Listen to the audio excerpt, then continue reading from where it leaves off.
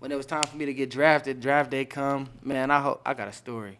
Talk to us. We listening. Man, draft day come. So I'm projected to go like the third day, maybe even the second day. 'Cause the second day, like rounds 4 through 5 or whatever. Right. So 3 through 5.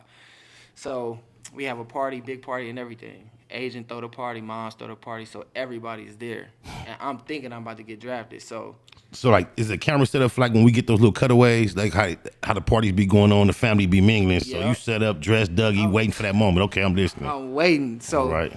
I'm getting calls like the 5th round start coming, then I get the Chargers call like, yeah, we about to get you right now. Steelers call, we about to get you right now. Saints call, we about to get you right now.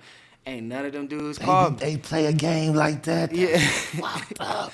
Ain't none of these dudes call me. So mind you, my whole family is there, like extended cousins, everything. I go in the room, man. I just go in the room and I'm just like, man, I failed myself. Pops come back in the room like, man, come outside. Like, you know, you still a, you know. Right. You didn't fail, you know what I'm saying? Right. Come outside. Come show your face. I'm like, all right, whatever.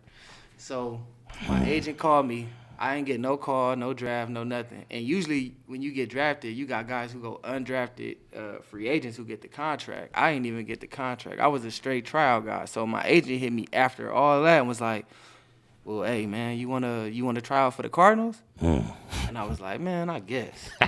So, I'm like, man, I guess. So at that time, when I told my cousin that I got picked up by the Cardinals, he ran in the house and told everybody I got drafted. And I was just trying out for the weekend. Right. So it was like, oh, pressure on. Man, yeah. And then my mom's hugging me, crying. My dad hugging me. So I'm like, God. So I'm like, they don't even know. Like, this not so even. You didn't even you had the courage to say, no. You just let it ride. Nah, I didn't. But then I had to, once I felt that pressure, though, I kept it. I was like, all right, you know what? I drove to the beach that night. Me and my fiance, we drove to the beach. I was like, man, I ain't coming home. That's right. I'm not coming home. And then, shoot, I did my workout. I balled out that weekend. I just made sure I looked better than the dude that they had signed over me the whole weekend. And then, shoot, that Sunday, after that practice, they was like, Elijahh, come upstairs. Then I got Larry Fitzgerald, all the OGs coming down. Was he there? I was like, yeah, this is this love right here. That's hard. Yeah, so I did my time in Arizona, did 2 years in Arizona, then did my last 4 in New York. That's hard. I just want to ask one like fanism question on this subject, and I'll get out of there. Like, what is it like being the guy that Eli trusted, keep him safe in that pocket for a while? Man, that was. Do we respect what you was doing for him?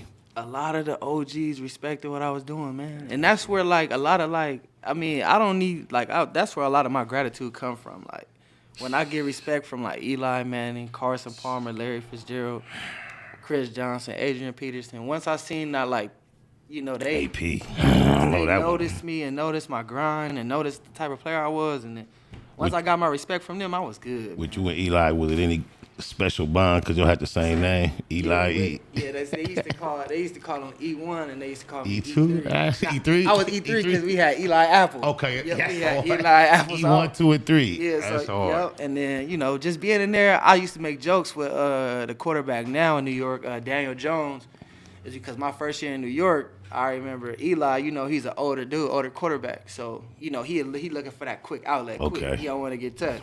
So, you know, Daniel come in. Daniel gonna hang in there. Right. Yeah, he throwing my. So I'm like, hey, throw me the ball. Eli threw me 15 balls last year. So, throw me the ball.